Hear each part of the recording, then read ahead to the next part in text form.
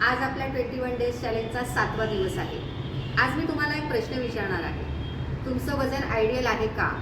आता तुम्हाला प्रश्न पडला असेल आयडियल वजन म्हणजे काय, तर त्या बाबतीतच आज मी तुम्हाला सांगणार आहे। महिलांचं आणि पुरुषांचं साधारणतः आयडियल वजन किती असायला पाहिजे?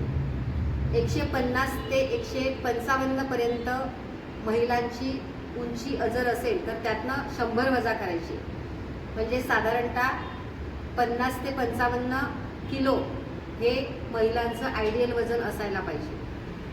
आणि 160 ते 170 पर्यंत जर पुरुषांची हाईट असेल तर त्यातून तुम्ही 100 मायनस केल्यानंतर पुरुषांचं आयडियल वजन हे 65 ते 70 किलोपर्यंत असायला पाहिजे। आता यावरून तुम्ही स्वतःचं आत्मपरीक्षण करू शकता की आपलं वजन किती जास्त आहे। मुळात आपण हे कधी मान्यच करत नाही की आपण ओव्हरवेट आहोत, पण आता जर तुम्हाला खरोखर वजन कमी करायचं असेल आणि तुमचं आयडियल वजन नेमकं किती असायला पाहिजे, तुम्हाला किती वजन कमी करायचं आहे ते मला कमेंटमध्ये नक्की कळवा।